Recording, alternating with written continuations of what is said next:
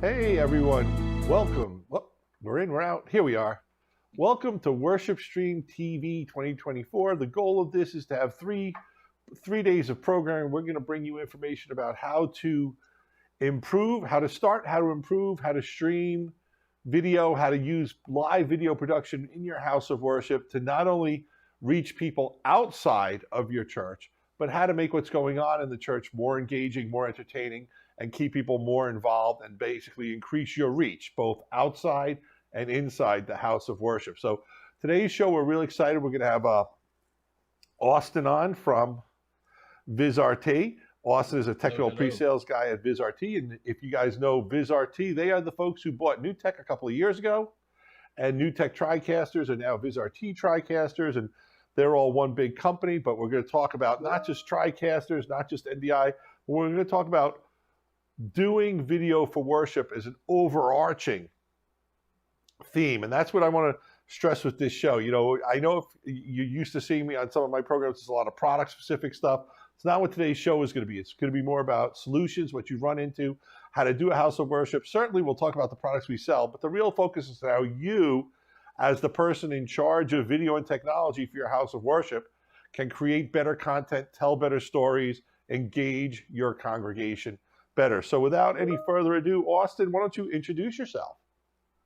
Hey, everyone. My name is Austin Hinton, technical pre-sales consultant here at VizRT.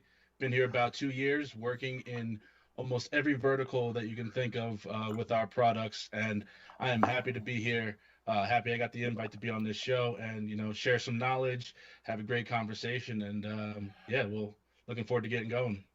And like I said, there's going to be 3 shows. So today's show is basically, I got the agenda up here. But before we get to that agenda, I want to say that we welcome your questions.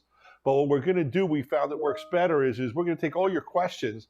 And at the end of Thursday's show, Jim and I are going to do a little Q&A session where we'll get back and answer those questions. So by all means, any questions you have about anything you see on the show, about house of worship, maybe it's something we can even cover, get us your questions. We'll do our best to get the answers. So the first thing that I want to say is the first topic is why add live production to your house of worship? Now, to me, the key word here is production.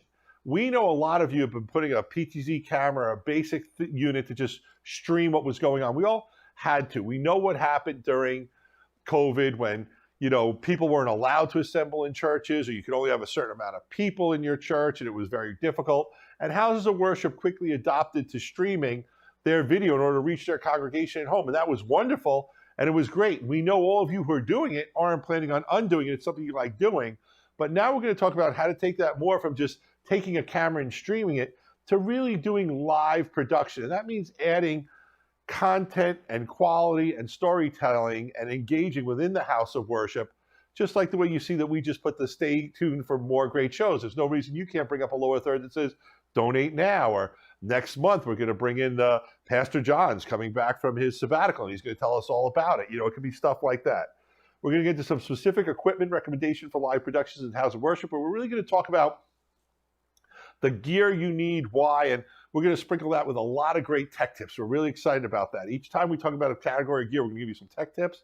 Then we're going to go into some workflows for houses of worship of all sizes, because we realize you might have a house of worship that could be a rural church that maybe you have, 100 families in and, 25, 30 people show up, or you might be in the heart of the big city or the bit right outside the big town where you could have 500 to 1,000 people attend your services every week, and twice as many watching, at home. So we want to acknowledge that we understand that there is no one size fits all solution, because the size of your congregation obviously creates a bigger church, a bigger event space that has its own complexities to it. But we're going to try to handle all that today in today's show. We're really going to try to keep the show under an hour. So let's see if we can do that. Austin, I want you to do this a little bit. We're going to bring the slide up, but it's just about our talking points. You don't have to hit everything on the slide exactly, but the importance of live production in house of worship. Mm-hmm. Tell us about, why it's so important to have, live video production in your house of worship. And some of the things, that are up on the slide is, inspiring messages, creating personal connections with congregants, and then using multi-camera video to really take people in higher, and that's where like Tricasters come in. But talk a little bit about why it's so important, the production part of live production in houses of worship. Yeah, I think mainly it's the accessibility because you have obviously locations and churches that are, easy to get to for multiple participants, but then when you look at, illness or someone's away for a weekend and they still want to catch a service, the production realm kind of expands what you have on site versus what you have online. So anybody with an internet connection can be able to still stay in tune with what's happening week by week, day by day, and it kind of just brings in multiple participants and able to expand in that way. Yeah, and I think I'm going to add a fourth bullet that's not here that we all know is the reality in House of Worship video, and that's volunteers. So when Hmm. you're going to put a system in place, it's got to be volunteer friendly because it's great if in your House of Worship you have someone who worked on, you know, the local Atlanta Braves baseball game, or maybe he's a Hmm. guy who worked in television or film. But the truth of the matter is typically it's someone who has a little bit of interest in technology, who maybe did it a little bit in high school or maybe in college, but you're probably not going to have a professional on staff unless you're one of the really bigger churches. But that doesn't mean you can't look like you have professionals Right. on staff and produce professional level content. Right. Yeah, And I, I think. Oh, sorry. Go ahead. no, you go. I was going to say that with a lot of tools today, you have a camera, microphones, lighting set up in an environment. It can be overwhelming, going at it at first with, how do I get the content out? What do I want to record? But with a lot of the products that we have, interfaces make it seamlessly, the transition and the operation pretty easy and easy to grow with too. Just with one button pushes, if you want to switch to a certain camera shot or focus on the audience, there's simple ways to do that within production, and a lot of our products are geared towards novice operators, and then when people have experience within the audio visual world, we do have the components to enhance different productions. So for all use cases, from kids to adults, people that just want to get engaged with their community and different production styles, we host a lot of those components to do So, that. so, so we break it down to like four key areas. There's live streaming Hmm. to remote people, but then there's Hmm. also the ability to bring some remote people in remotely to your Hmm. house of worship service. So if there's a group, maybe a group from your sisterhood or your brotherhood is on a mission, you can have Hmm. them come into the show. They can come into the show live. They can come to the show by producing some canned video that you bring in later. You can Hmm. interact with them, or it could be a one-way thing, and that's really up to you. But the point is that you're not limited to just everyone who's in the house of worship anymore. Your reach goes beyond that out to the community, but more Right. importantly, you can also bring people in from Right. outside to be a part of the community. So, if someone is the head of your sisterhood, God forbid, breaks her leg so she can't come to services to Hmm. talk about something, but she was scheduled to give a presentation, she still can. Hmm. And like my example with the guys on the mission, can come in if that's acceptable. So I really want to stress that it's not just sending out to people, it's also the Hmm. ability to bring people in. Yep. I Yeah. When think you look at, oh, you go. sorry.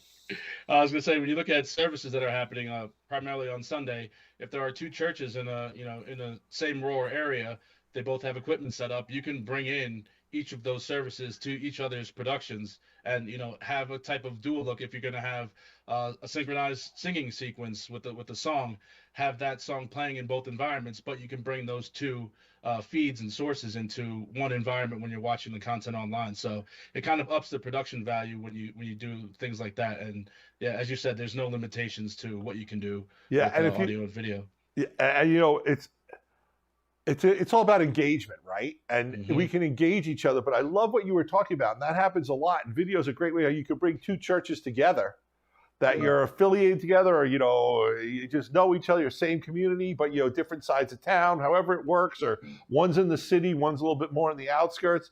It doesn't mean you Right. can't share that communal community feeling of worship. And the whole show, the whole service doesn't have to be everyone together either. It could be, hey, I'm doing my thing. Hey, Reverend George is doing his thing. And then, at some point we all get together, we do it together, we share some stories, we Hmm. share some stuff, we go back.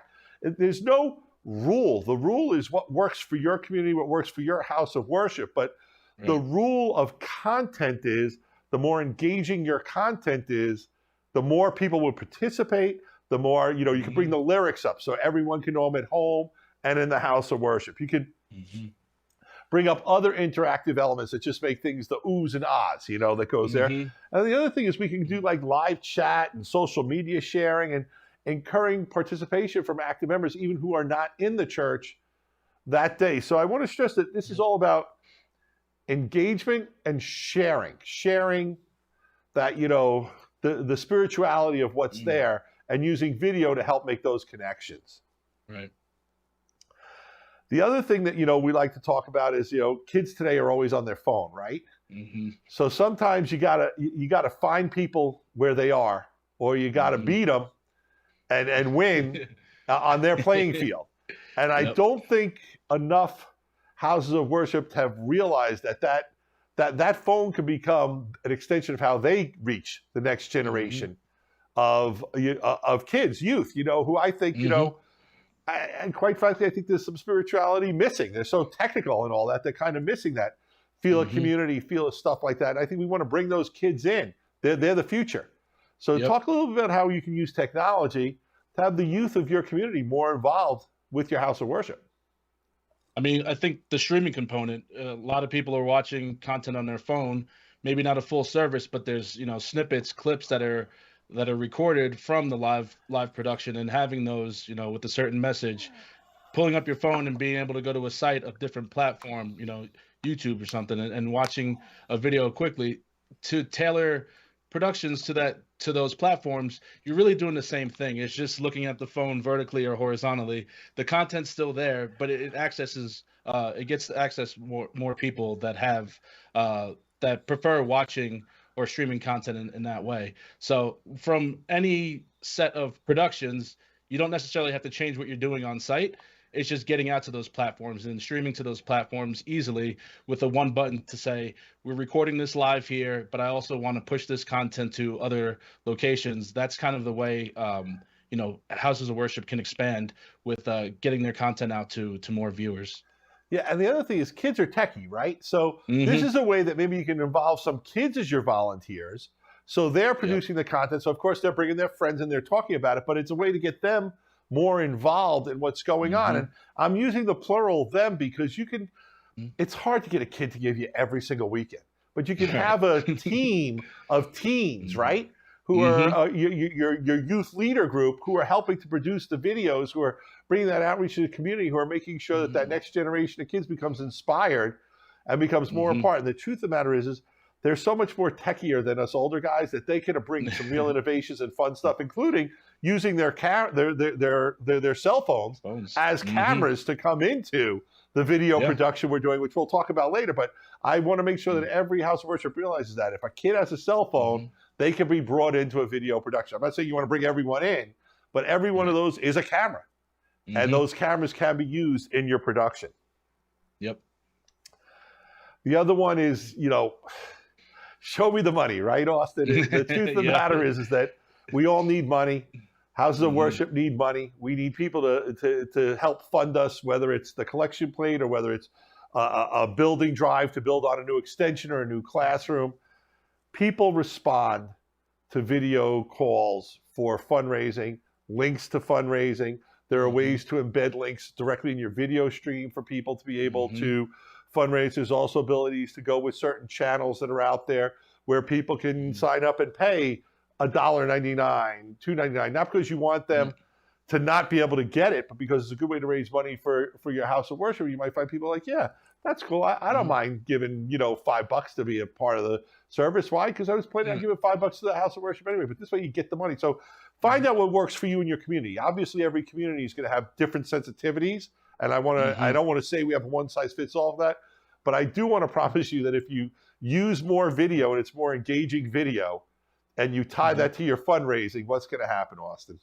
No, it's going to enhance the contribution. I mean, you put on a link, a QR code, somebody hits that, and it's like, you can contribute to your church. You can add in value. And then for the actual establishment, it's not just a collection plate going around. You're advancing, you're taking advantage of, the scale that you can do with video and broadcasting and streaming. So it opens up a lot of doors just for getting more eyes on content, being able to open up a pool of different participants, different people that want to engage and contribute with the content. And it's also fun too. When you contribute something and you see your name on screen or get a shout out or something, that makes the viewer feel good and a part of what's happening behind the scenes. So there's a lot of open alleyways that can be used with outsourcing different content. And if you're doing like a drive for your community where it's a food bank, a Thanksgiving meal, a Mm-hmm. fundraiser, you're building a clubhouse for disadvantaged Mm-hmm. youth in your area, when you can put that on video and show videos of the people doing it, it kind of Mm-hmm. spreads that virally also, right? So now the Absolutely. people doing it feel even more involved. Everyone feels good about it. And then that video could be used. It doesn't have to be used ever live at your house of Right. worship, but it can live on your house of worship site where people can click that button. And you could be Mm-hmm. collecting year round for people to help you with your Thanksgiving food drive. True. It doesn't have to It's be true. the 3 weeks before Thanksgiving, right? Right. And you're getting the information out there too. And you can have reminders or calendar alerts attached to these links that are being posted. So it's always something that you can come back to, refer back to for information, as well as being a part of the process as it goes on throughout the So year. guys, now we're into the meat. We had like the appetizer. We had some salad. We had some pass around hors d'oeuvres and stuff. We know why we're here. We're up to the meat and potatoes. That's to really talk about the gear that's out there. So it's not like a lightning round, but we're going to go through each of these categories: cameras, switcher, encoders, audio, lighting, and other software. And not only is Austin going to talk about the stuff that you have available, some specific, some broader terms, but we're going to, each one of these, we've got a tech tip for that's a curated tech tip that we think is really great that'll help you out. So Austin, we're going to start with cameras. Mm-hmm. Let's talk about cameras.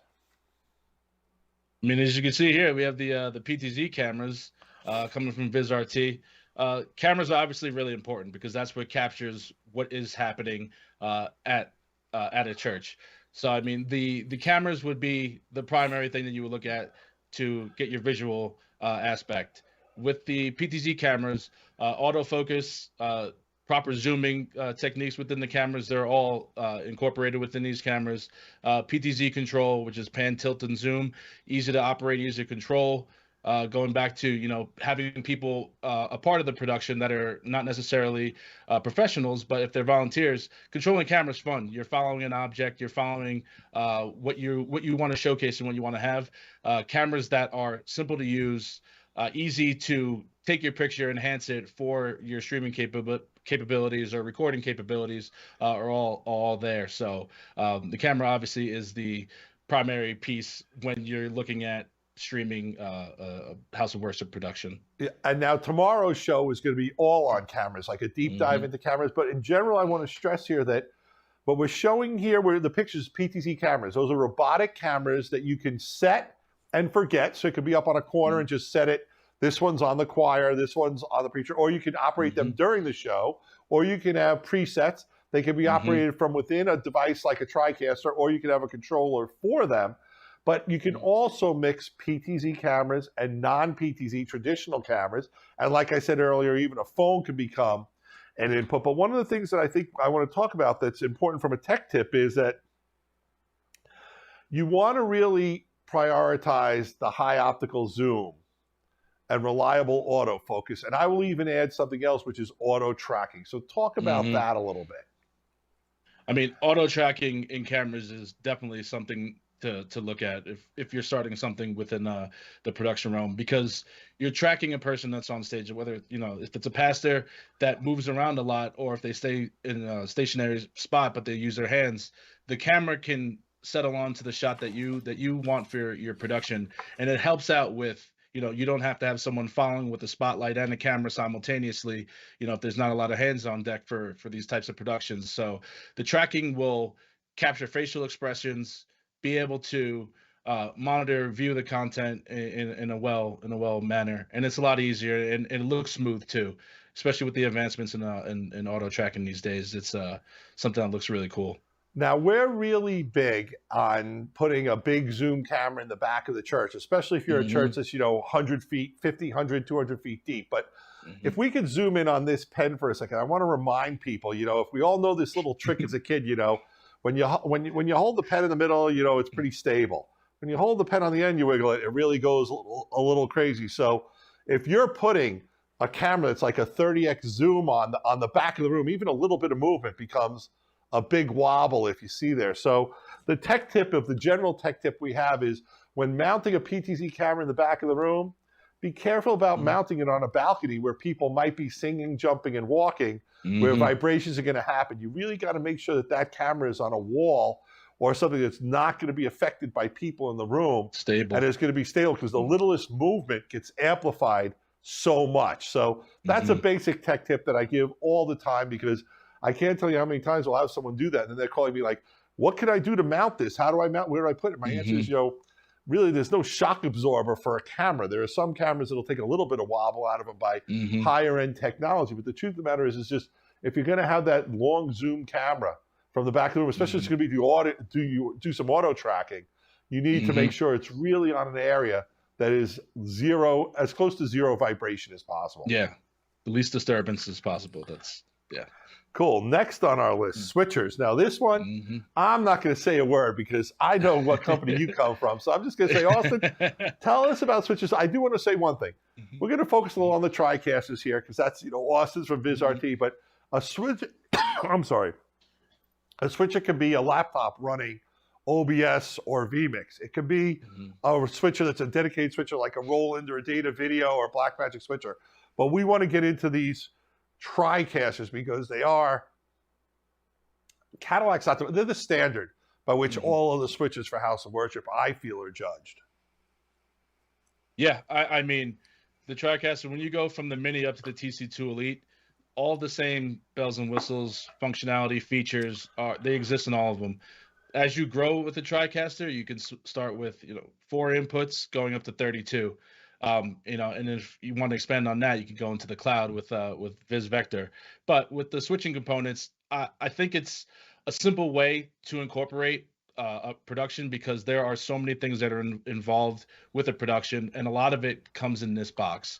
So when you take out the lighting component, anything from streaming to switching cameras, operating different cameras, changing the audio levels on different sources that are coming in, setting different camera shots based on the camera type. If they're mixed between PTZ cameras, static handheld cameras, an iPhone or an Android phone, all those sources can go into the same box and be pushed out in multiple different ways. So with the Tricasters, the transitions, there's graphics involved.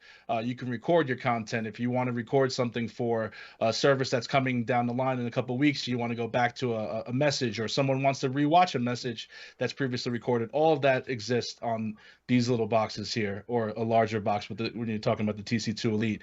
And one of the great things about it is that the interface stays the same. So if there is a service or a house of worship that starts small, start to gain a lot more traction with participants, and they move to a new location and they want to expand the amount of sources that they're bringing in, you're looking at the same interface, just with a little more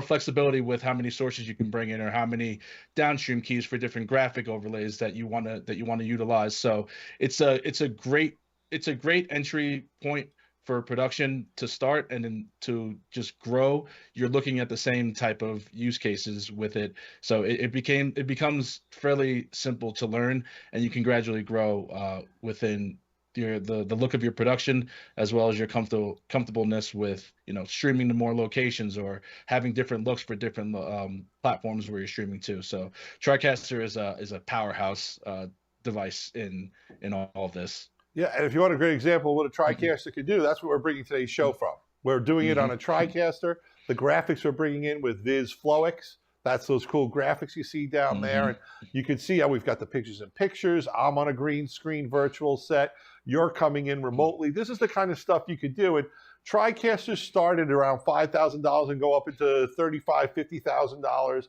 They have control surfaces which allow you to, operate your show easier.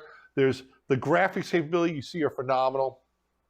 This is how you create that value-added production, the production values that make your videos more engaging, both for the people at home or for what you're trying to produce for the people in the service. One of the cool things you can do with a Tricaster, because it supports NDI, is you could actually take any room in your house of worship that's on the network, that has a network attachment, be it a classroom, gymnasium, office, you could plug an NDI decoder to, hook that up to a video screen and have it be an overflow room. And they'll get all the video from the show. So simple, so beautiful. The other thing that I think is important when people are looking at a switcher is, and that's where you want to call us, or you want to call one of our local reseller friends, because you want to tell us, what you're doing now, so we can tell you what's the right switcher to lay in, depending on where your complexity is. Whatever you're doing now, we've got a Tricaster that can make your production better. But by the same regards, maybe you're just starting. What's your budget? What do you want your show to be like? How many inputs and outputs? Do you need live streaming? Yes, you do, but how much streaming? And what are those integrated features that are must-have? To me, graphics, to be able to bring Pro Presenter in. I mean, that's the starting point. But any other thoughts you have on just tips for producing on a show that you want to look for to help you pick which switcher is right for you, for your house of worship? Yeah, I mean, I think when you're looking at how many sources do you want to have, how many cameras are you going to have on site, any answer that you ask yourself, any question that you ask yourself, there is an answer and a Tricaster that can fit that. Based on price point, based on how many destinations or locations you want to push the content out to, and also for the operational standpoint, you can control the Tricaster from anywhere. As Gary said with NDI, the capabilities are they're possible anywhere you look at it. So I think when you're looking at starting at something with something small, we do support and have those products all within a Tricaster to help anyone's needs. Right. So we said we were going to do 2 product needs. Let's bring this slide up full screen for a little bit. We'll show you there's 2 families of Tricasters. There's the minis and the pros. The minis, there's 3 different minis to choose from in the mini family, starting at $49.95. And the pros have the TC1, the TC1 Pro, the Tricaster 2 Elite. If you're getting into one of those products, you probably want to call us to get in touch with one of your local system integrators, because basically that's going to be someone who's not just going to install it. They're going to put the cameras in. They're going to train you. They're going to make sure it's working right. They can even customize it for you for your show. But the other thing that you can get from Tricaster in general, which I think is important to mention, is there's a wealth of online training that you can do, that you can get the courses. And there's also the ability to buy professional services. If you were really trying to lay out something really cool that you knew you wanted, you could call New Tech Professional Services. Yes, you'll pay for it, but they will help you design your actual show with some really cool features and stuff that maybe you want to work in there. So I wanted to mention that, especially for our bigger houses of worship, where they might really want to take what they're doing now to the next level. The next thing we want to talk about is encoders. And I want to mention that encoders are basic tools and accessories to make your current system better. So what an encoder is going to do is it's going to take a video input, SDI, HDMI, or even USB. It's going to encode it so you can go to Facebook, YouTube, or in House of Worship, something like Church TV or one of the church streaming platforms out there. You can also take it directly to your website, where people can get there from their website, or whatever RTMP host CDN you want to use as a house of worship. Now, that's great if you just have one camera. If you want to do an elaborate production, you can have a Tricaster that can send everything out there. But you could also perhaps have, maybe you have an in-house system where you have a little mixer and you've got a couple of cameras going in an operator. I want to make sure every house of worship knows that they can get an encoder on the output of that, take one of the outputs of that device, throw it into an encoder, and now they can stream to all those devices we talked about. The other thing I want to talk about is an important tech tip that I give about encoders is when you're using something like a Tricaster, maybe a Tricaster Mini specifically, or maybe you're running OBS or vMix or Wirecast on a laptop, sometimes they can do everything, but you'll do too much, right? So your production's grown, you're pushing it to the max, and what starts happening is things get a little wonky.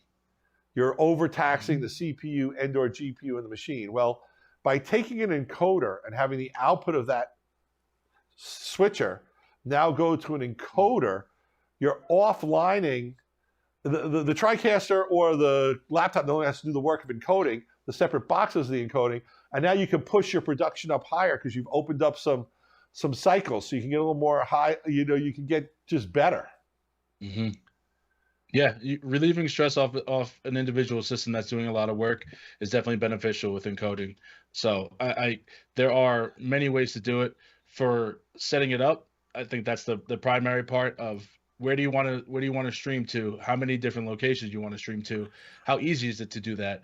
From the TriCaster standpoint, it's super simple. It's basically one button once you're locked into your account. But when you have the overflow of different content that you want to push out from the same environment, different encoders with with high res, low latency, going to different destinations is definitely a great way to have that all set up within a production environment. And there's also tons of help with setting up these types of workflows, so you wouldn't be left with your hands wide open, wondering what to do next. All of these instances can be helped out and set up and make everything as seamless as possible when streaming out.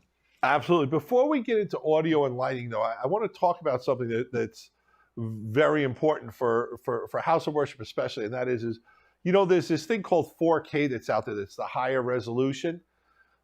I want to be honest with you. Very few people are streaming in 4K. They're watching in 4K and producing in 4K, but a 4K stream, you can't count that everyone who you're trying to stream to has the bandwidth to watch the 4K stream, depending on where you are. But I do think you want to look at stuff that's 4K and start getting involved in it, because that higher resolution means you're streaming, you're encoding, everything will be that much better. So depending on where you are with your system and your house of worship, you may want to go and start looking at, upgrading to 4K. You may not. That's one of the things where you can really call us and talk to us about it, and you'll open the door and say, what do I have here? Well, I got a couple of 4K cameras donated. We're thinking about upgrading to a 4K system. What else do we need? We can help guide you on the best way to do that. It may not be all in one fell swoop, but the truth of the matter is that I do feel for long-term future-proofness, depending on the level of what you're trying to do, House of Worship may want to consider 4K, especially if you want to run screens like overflow screens, into overflow rooms and things like that within your House of Worship, because it's just going to look that much better. I'm not saying you have to, but you can call us and we'll go through the pros and cons of whether you're ready for 4K or HD. But I want to stress that, to the best of my knowledge, I'm going to throw a number out there that I have no statistical reality on. I'd say 90% of Houses of Worship are streaming in HD, not 4K. Would you agree with that, Austin? I would think so, just because it's more of a newer component, not super new, but it's one of those newer components that everyone hasn't really adapted to yet. But I think in time it'll be one of the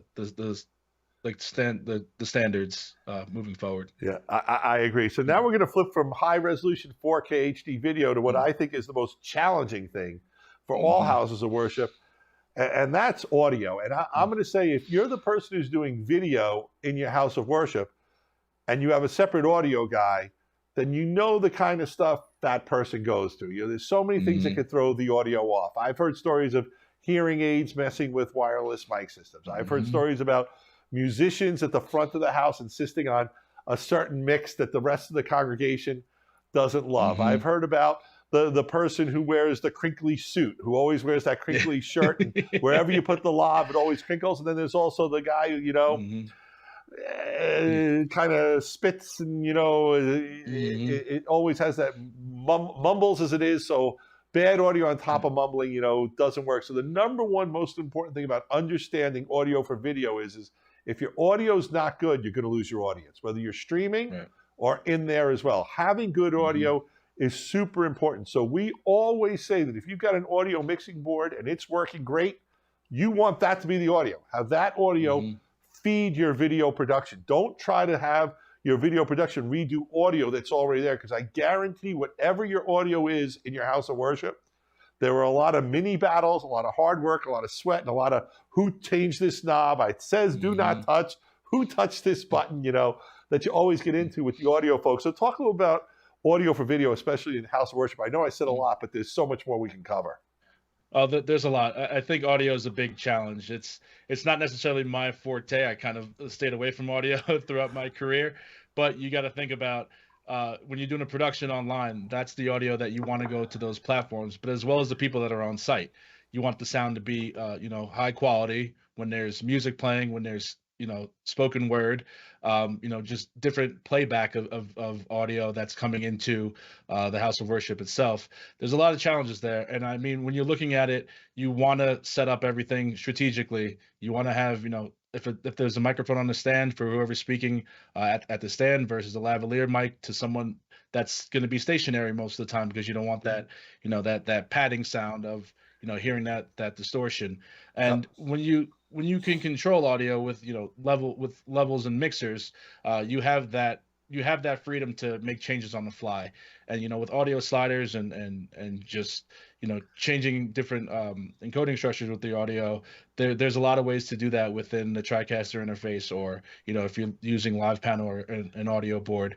That would take a little technique and testing prior, but once the audio is locked in, that's one of the primary focuses on for on site in the church, as well as watching a production live or recorded. So for me, the most important audio tip, number one, is sound checks, sound checks, sound checks. Every day you show up, assume something happened, that your audio is not the way you left it, to check it. Have a good set of headphones so you can listen to the real audio that's coming for the show, not the ambient sound. And the other thing that I think is real important for house of worship is it's got to still sound like you're in a community area with other people. I know a lot of churches will get these big, expensive lavalier systems that are phenomenal, high-quality mics, but they're so good at picking up what the preacher's saying that it doesn't. You lose everyone else in the room. So the ambient sound of the audience is important. And in fact, I'll double back. I like having a PTZ camera that I know I can get a good audience shot of too, because I want to feel, if I'm watching at home, that I'm part of that big experience. It's not, a talking head doesn't do it. And sometimes if your audio is too good for the preacher, it ends up kind of backfiring on how your stream feels. So I know that kind of sounds counterintuitive. That's why I like, a boom mic sometimes, or the mic that's in the front of the better than a lav.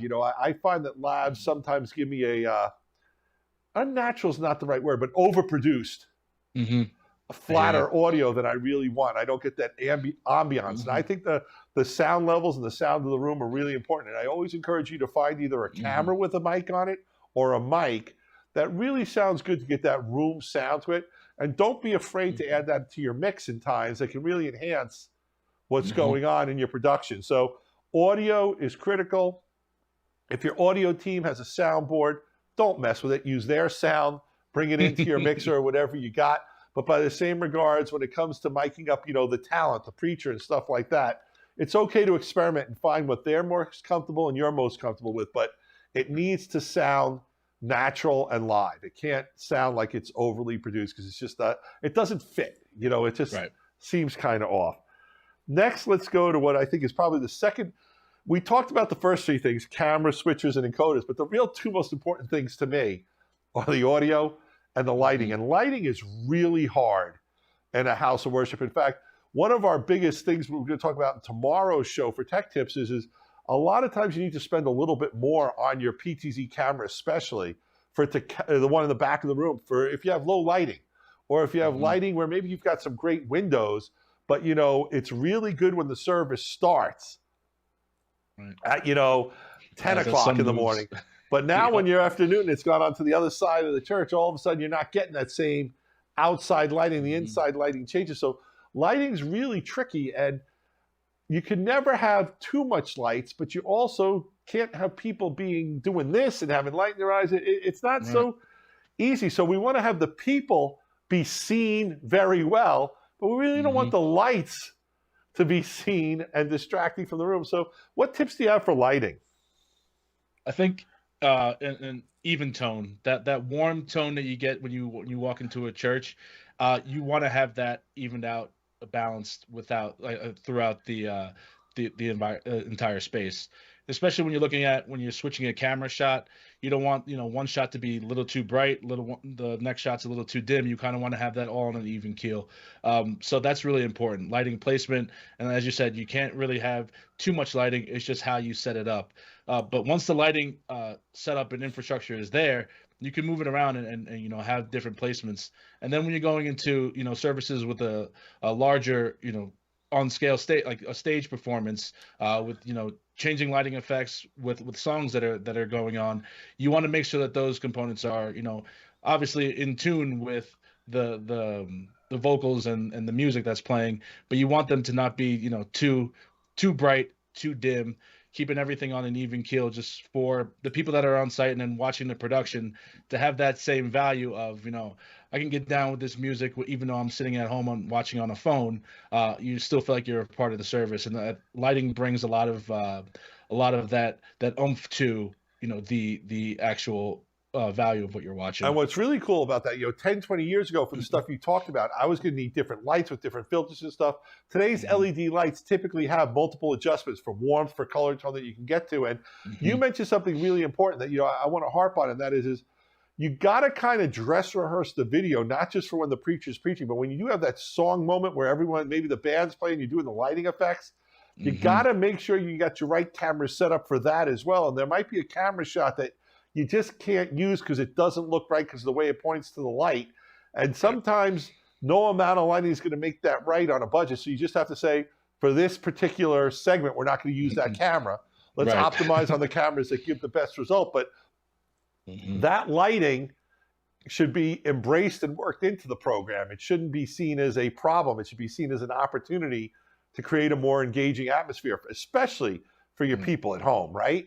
Right. Yeah. It brings in a lot of value to the the actual what you're watching. There's a message being told. There's a story being told. The lighting has a lot to do with that because it changes the tone of what you're actually seeing. So even like you have a shot of on stage, lighting's good there.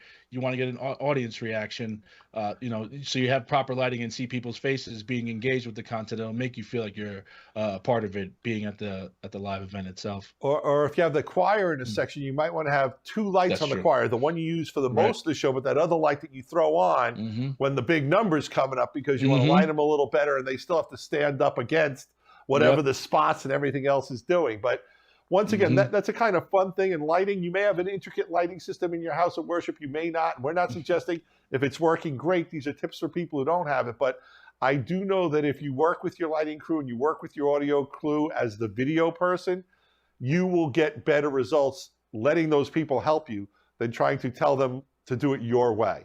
Because the truth of Mm-hmm. the matter is the audio works, the lightings work. What can you do to customize your show to take advantage and make those production features not problems for you? And you may have to make some compromises. But in the end of Mm-hmm. the day, you're going to have a more engaging broadcast, a more engaging video by taking advantage of those cool things that, make your church special, whatever those Mm-hmm. Of things are that goes on it. So that was some great tips on all that stuff. So thank you so much, Austin, on that. And course. we're going slow, and I said we'd try to stay under an hour, but I think we're doing some great stuff. So I'm not going to stop us, but I'm going to try to speed us up a little Mm-hmm. bit. But other software we want to talk about is like graphics for lower thirds. And in the example of our show, just bring up a random graphic if you could, guys. We're using the FlowX engine from VizRT, which is just spectacular and so much fun. You can see how good this stuff looks. And we got the Worship TV logo in there and the Stay Tuned for great shows. So like we said, it could be a number to call to donate. It could be about a program that's coming up in the future. It could be some talking about who the speaker is or what have you, or telling people what's coming up in the show later, or who's sponsoring the pies that are going to be on sale, Mm-hmm. at the end of the show. But also one of the big things I think is so important is Pro Presenter. I think if we're going to talk about House of Worship, we have to talk about Pro Presenter. And you're probably using it. If you're not using it for the lyrics because you think you have something better, fine. But if you're looking for something for lyrics, it's my 100%. I can't be telling anyone who's in House of Worship video anything new by saying use Pro Presenter. But what I want to stress is that you want to make sure wherever you go with a switch or whatever you do, Pro Presenter can be brought in easily. It works great with TriCasters, correct, Austin? Yeah, absolutely. Since Pro Presenter is NDI capable for output, it makes things pretty seamless when you're using a TriCaster, pushing the content out, whether it's on site or if it's streaming online. To get the text, the visuals that are there, Pro Presenter definitely helps enhance the environment. Cool. And now what we wanted to do is a lot of the calls we get from houses of worship say, what do I need to get started? What do I need for things? So we're going to do some just workflow examples. None of these are Mm-hmm. cut in stone. This is to get you thinking about what you might need for setting up your budget and stuff. So here's a basic Tricaster system. This is based around the new Tricaster Go. So we're going all NDI inputs. We've got 2 PTZ cameras here. We've got a nice little Netgear switch, which, by the way, my tech tip of all tech tips is if you're going to go with NDI, get a Netgear AV over IP optimized switch. It's going to make your life so much better and so much easier. So in this example, though, you'll see we have a remote control. This is our most basic PTZ camera kind of setup. So you wouldn't be actively operating these PTZs necessarily during the show, but each PTZ might have 2 or 3 presets. So camera 1 may be more direct from the back of the room. Camera 2 may be on the side. And maybe camera 2 has 2 presets, one that's on the choir, one that's a close-up on the preacher. And the one in the back of the room might have 2 presets that are, one is the zoom in on the preacher from the back room. The other is more the wide angle with the back of the heads of the people, in the service. Is a good example for a small house of worship. When you get a little bigger, now we're getting more cameras coming in. So now we've got a system where we're putting around a bigger Tricaster, bigger switch. We're taking 3 or more PTZ cameras. We've got a PTZ controller, so during the show, someone's responsibility would be actually operating these cameras as we go. Now, this is really great if you've got a lot of people who like to move around on the stage. You also want to have a camera that you can face different people who are in your audience, who are speaking and participating. It's also really nice. We show this live view encoder because a lot of times maybe your house of worship goes out in the field sometimes and does stuff. So now you could have, someone be out in the field, maybe in a remote area. Maybe they're doing a revival, on the countryside, and, we want to just bring them into the whole show. We can, using cellular bonding, to bring them in. So that's a more of a medium, more involved house of worship setup. And any of these cameras can be PTZ cameras. They can be handheld cameras. Like I said, some of them could even be a cell phone camera that's coming in. Next is the big kahuna. This is like the everything soup to nuts that you would want for a large house of worship. We've got multiple cameras. We've got a device that's doing, the KiloView device here is doing nothing but recording every camera stream. We've got audio mixing. We've got a big panel to produce the show. We've got decoders we can show video into the overflow room.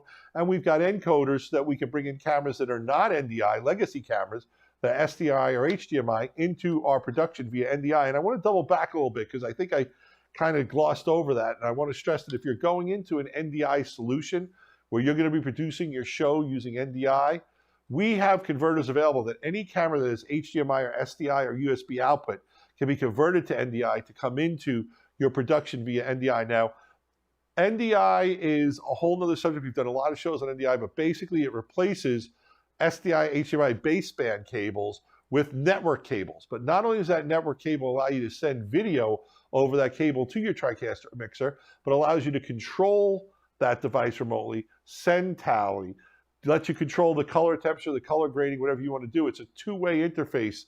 It's super duper cool. If you want to learn more about NDI, definitely go to the Videoguys website and check out some of our NDI stories on our blog, or even go over to our YouTube channel where we've got different stories about NDI and things like that. And in November, we did a whole month of NDI November where we had spotlights on different companies with their NDI stuff. So if you've heard NDI on this show and you want to learn more, best place to start, NDI November on YouTube. We've got, is this a video we have that we can play, guys, or is just, oh, this is what's coming up next, right? No, for you. Oh, no, this is the case study. I'm confusing my shows. Tomorrow and the next day, we're going to have case studies that we recorded already that we're going to play. Today's case study is the Kansas church that expanded their worship community with streaming technology. This is one you know very well, Austin. So tell us about what they did and how they basically went from a system that was cool to 11. They just blew this one out. This is a supersized production. Yeah, it started with one Tricaster in one location, and then when they moved venues, bringing that same Tricaster, they got 2 more Tricasters for their events. So they had one service on Saturday night and then 2 on Sunday. So what they did with the main campus, taking the main Tricaster there for recording and streaming, they recorded to one Tricaster in a different location to play back the content that was recorded on Saturday night. So if anybody couldn't watch the actual service on Saturday or be there live, they had that recorded and played out on a TriCaster for the Sunday event. So it would go the recording from the Saturday service into the live version of the Sunday service. But if you're watching as a stream or online, you wouldn't really be able to tell the difference, except being night and day. But the actual production itself was working through multiple TriCasters connected through the same network in different locations. So it made it seamless for the people that were watching the content online, and also for anyone that was there on Saturday night in real time but wanted to catch the Sunday service, they can see playback of the previous day as well as the live event that's happening on Sunday, either the first or second service. But everything was streamed, recorded through 3 TriCasters simultaneously, which is a way to expand. And then for operators that are using the TriCaster, they're looking at 3 different systems, but they're all the same type of interface, the same type of setup, same sessions that are used for multiple components. So it made it as a seamless structure, but it's really cool how easy it was to expand based on going to a new location, with NDI capabilities, not having to set up a whole server room or different types of cameras. Cameras are live in one spot, but the TriCaster's in a different location, bringing those sources in, pushing them out. It made everything a visualization or a thought out process of how they can expand and outreach, expand with the productions. The TriCaster living in different places made it fairly simple to do, to expand. Which is really cool, because also following that logic, if I have an older TriCaster, I can get another newer TriCaster, get the newer technology, still use the two together. The other thing that I think is important is the TriCaster is not only switching and producing the show, it's recording the show, and it's playing back video clips as part of the show that could be actually from the show we just did, from a show a day ago, a month ago, a year ago. And I think it's a true it's making your house of worship service a multimedia event. And I think that's one of those things that can really scale to whatever level you're at as the house of worship. And I don't want to scare you and say you need 3 TriCasters. The point of this case study was to show you just how this thing can scale on such a level. But a base TriCaster, what you're watching now, the graphics you're seeing, the picture-in-picture, you coming in remotely, we're feeding via NDI. My laptop is what's producing, what you're seeing right there. This is all being done with technology that is readily available, affordable, and I'm going to say relatively easy to use. You're going to need a little bit of training to get started. Might need some extra help on the setup, but once you've got it going and you know how to produce your house of worship, part of the beauty of it is with the TriCaster, I can start recording things like macros and shortcuts like that I can make the show easier and easier for a volunteer to produce. And I'm coming back to that volunteer word because I think it's so important. And I love volunteers are the lifeblood of any house of worship. Any community group, your local school as well. We need volunteers to bring things. That's where we get that sense of community from. So reach out to those youngins in your community, those teenagers, to be part of your video team. If you're looking to do some video and do this stuff, talk to the people in your community. Don't just have one guy say this is what we need. Talk about it, plan it, make it something where a bunch of people are really bought into it so that it becomes something that's more successful from the get-go. We all learned during the pandemic that we can relatively take a camera and stream it out and have people at home watch it. What today's show is about, producing video, and it's really what Worship Stream is about. It's about producing video that takes your content to the next level. It's taking it from just producing and it's taking it from just streaming the video that's happening in the church to telling a story, making it more compelling, engaging, tug on the heartstrings a little bit harder, make people feel a little more attached and give them that little more uplift when it's time to uplift, right? It's about making it bringing that experience home that people can see in the church. And it's also making the experience in the church a little bit better with some multimedia, which will help attract your younger audience. Let's be honest. These kids like the flashes, and they like seeing things on screen. They like seeing themselves on the screen and stuff like that. So Austin, we did a great show. I have kept it under an hour. However, I have a rule when I do my shows that I always give my guest the last word to speak. So if you can keep this like under 2 minutes, we'll actually stay under an hour. So Austin, give us a little wrap up on today's show on House of Worship and Worship Stream TV. Well, once again, thank you for having me. It's been a privilege. It's been a great opportunity. I think with a lot of production these days, there are a lot of ways that people are creating content, getting stuff out there. With the TriCaster, it's a simple entry point, and going to our site visrt.com, requesting a demo, wanting to see stuff. Odds are you'll get myself or my counterpart Justin to do showcase demos and looking at your workflow. If you think of something that you want to do, how you want to capture that content, how you want to get the content out, record it, edit it, all of those components within a production, we are here to help. And working with Gary and these guys, it's been a lot of fun, a lot of communication going back and forth. So just spreading ideas. There's only room to grow. So I'm happy to be a part of that. Austin, thank you so much for being on the show. You're a wonderful guest. Thank you. You gave some great knowledge, some great feedback for people. So thanks for kicking it off. I know our show was really an hour of some really good stuff. I think people are going to love it, but we got more.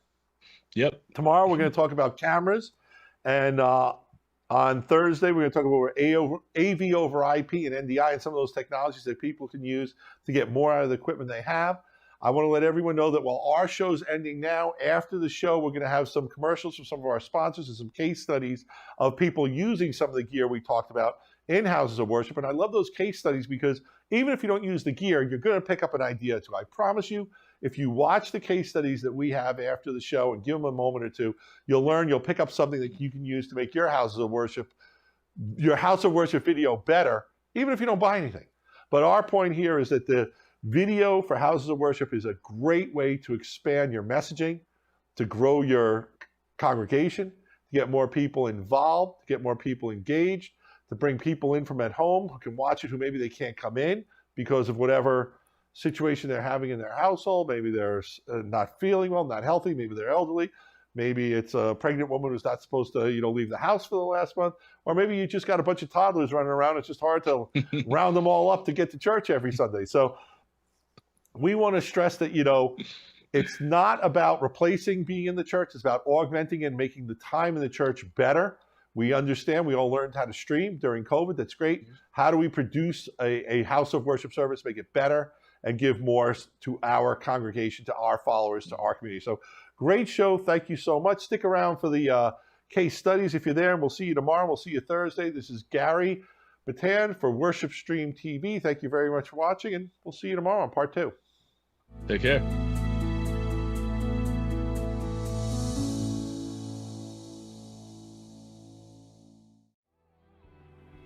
We as the church have volunteers that are operating cameras that maybe even never touched a camera in their life. You start asking questions like ease of use. The ease of use has been just phenomenal to work with. It's easy to set up, super simple to operate, everything is very intuitive.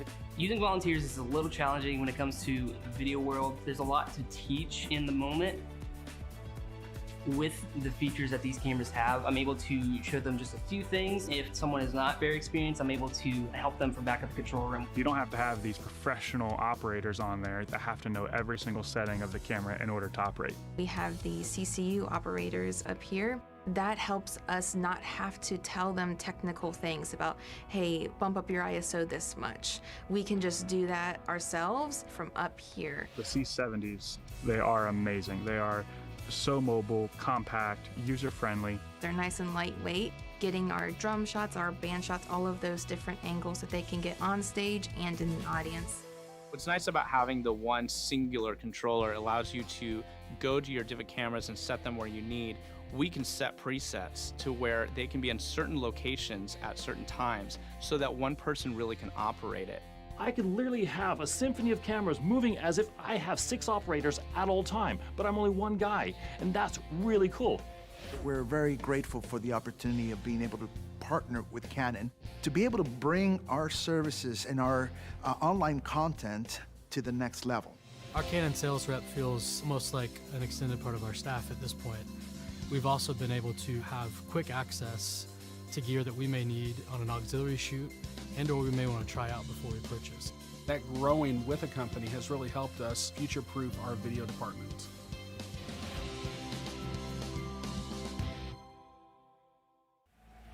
Our relationship with our Canon rep is fantastic. He helped us really dial in our specific package. He graciously brought in all the cameras that we purchase now, and we were able to do a side-by-side weekend broadcast test. So we were able to show our executive team, and that's all they needed to see. From that point on, they were like, done deal. Canon offers peace of mind. When things go wrong, what's important is how fast the company responds. Our Canon sales rep feels almost like an extended part of our staff at this point. We've also been able to have quick access to gear that we may need on an auxiliary shoot and or we may want to try out before we purchase. That growing with a company has really helped us future-proof our video department.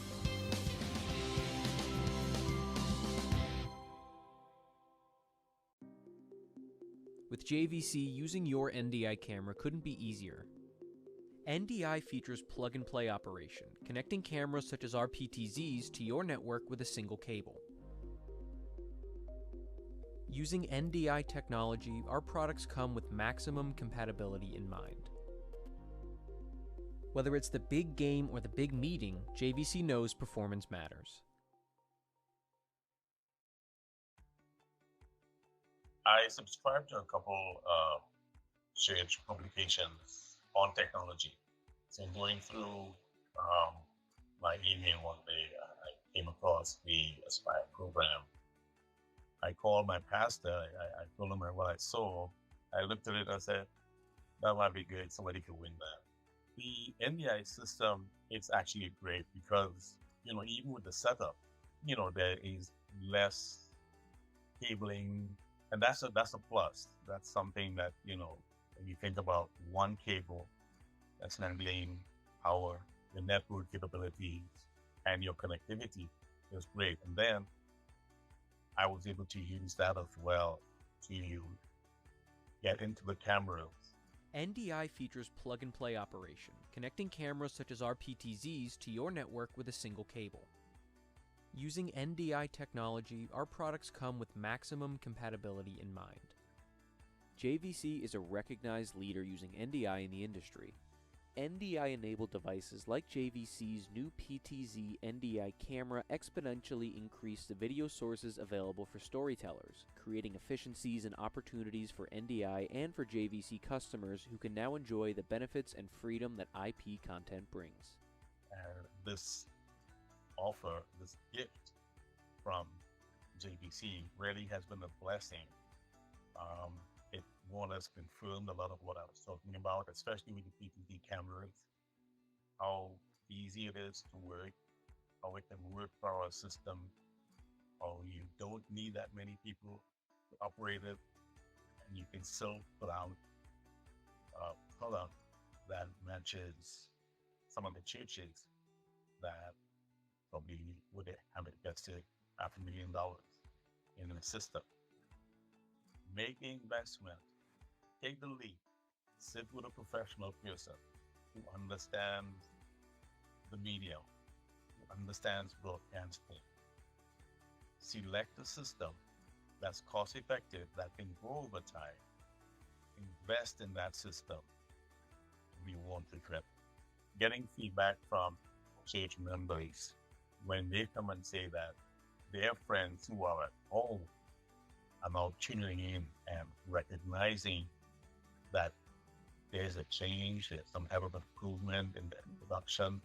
We hope that we are able to retain those folks and get them to spread the message of the change. We give you our hearts, we give you our minds, we give you our time, we give you our talents. I've been a fan of JVC since 1978. And I know that this is a joke within myself. Eventually I coined the phrase, nothing comes between me and my JVC.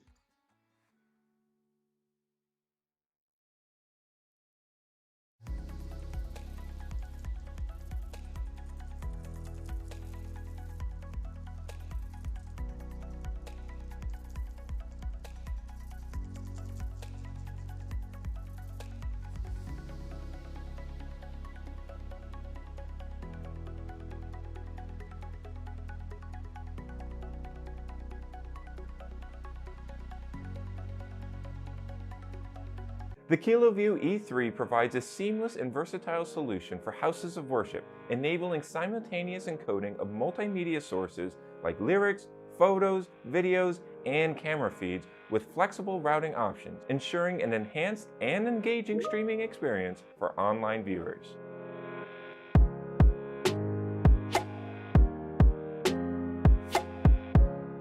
Consider a practical example for a house of worship service setup. Run presentation tools like Easy Worship on a computer and then connect the HDMI out to the E3.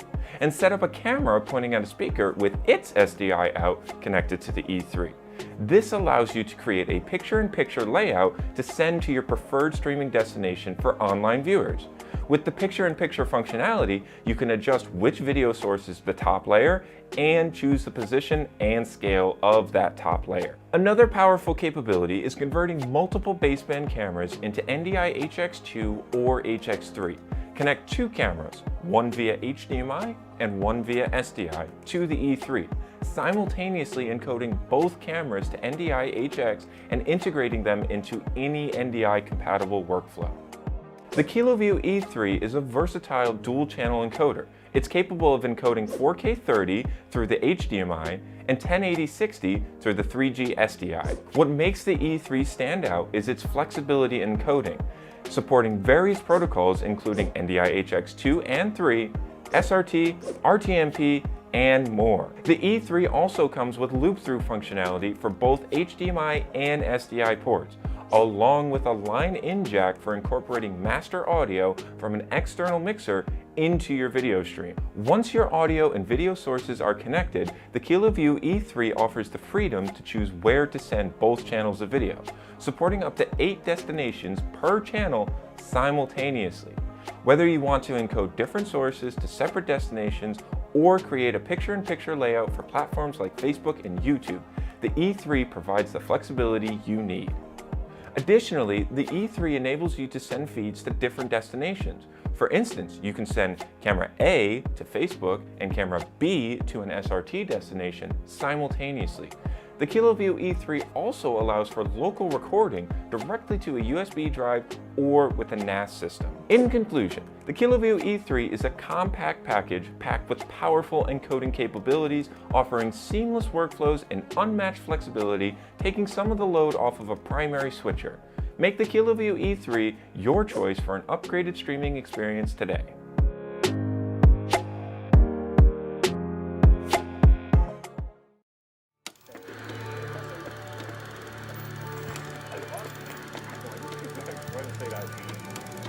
The world is changing. Viewers expect captivating live content 24/7.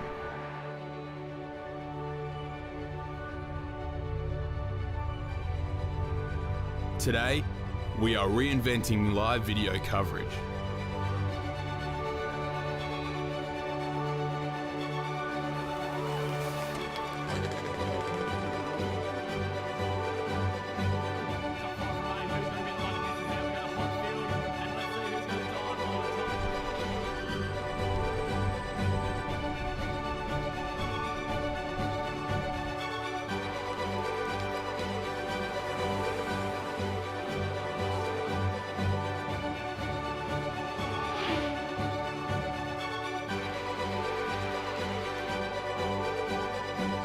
More cost-effective, more compact, and more experienced. LiveView. We are making history.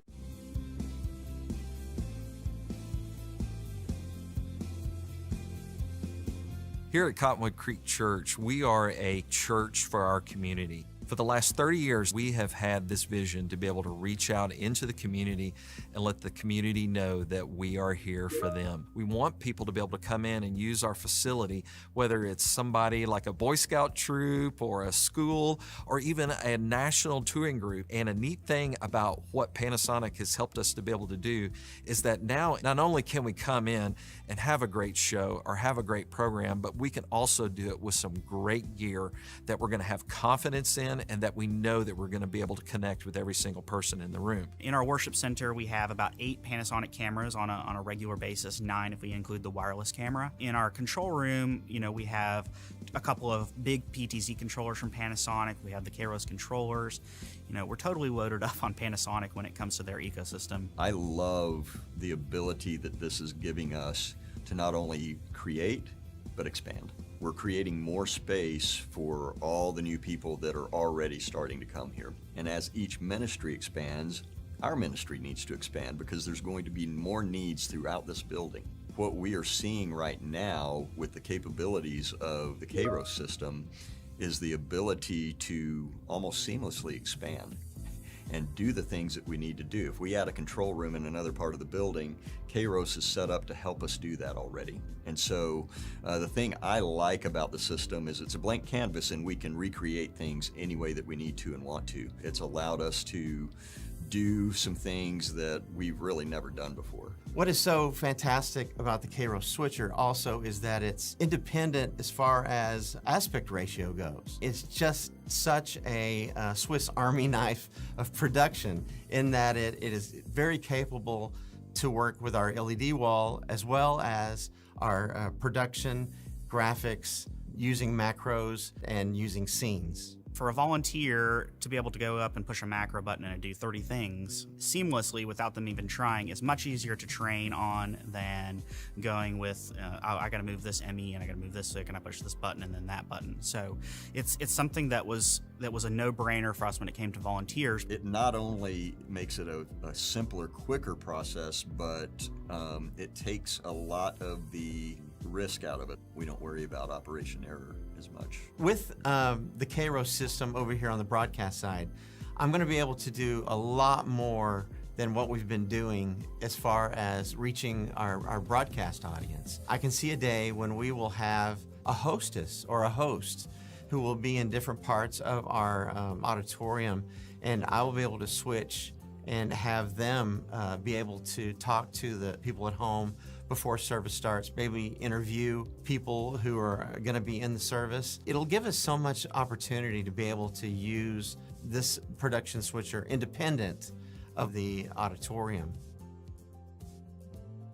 In the early days when we were really beginning to jump into investigating Kairos, we got a KC100 in the core to be able to demo. And as we began to look at some things, it was like, this doesn't look exactly right. And so we reached out to the team there at Kairos, and what was found out is that we had a unit that was damaged in shipping. Well, we had one overnighted to be able to complete our demo, and then we were back running with something in less than 24 hours. That was one thing that really sold us on the partnership with Panasonic, that, hey, not only are they going to help us with our engineering and where we're going with the video over IP protocol, but they're there for you to make sure that you're up and running and that the show can still go on. We're probably using 12% of the capacity of Kairos right now. It's brand new to us, and so we're having to crawl before we walk and then walk before we run. And we're just now getting to the walking phase. It's going to be amazing when we start running, and I think that there's going to be a lot more that allows us to do more with the creativity that we do. But already, just using 12% of the system, it makes the workflow just so much smoother. Well, I think the future here at Cottonwood Creek is really, really exciting. With the Kairos system and Panasonic, I think we're going to be able to expand our production to all the different parts of our church. I'm really excited to learn more about this switcher. I think that really the future is infinite with the Kairos system.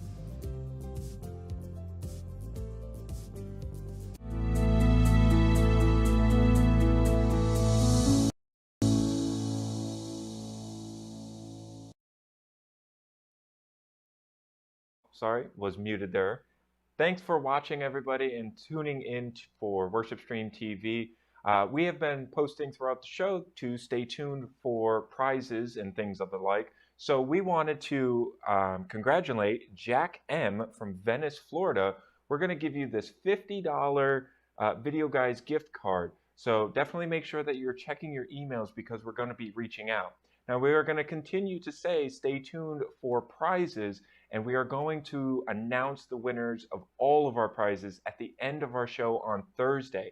That Thursday show will only be available on Crowdcast, so make sure that you register. If you're watching on YouTube or Facebook today, make sure that you register at worshipstream.tv and then join us live on Thursday when the rest of the prizes are announced. Anyway, thanks for joining. We'll see you tomorrow.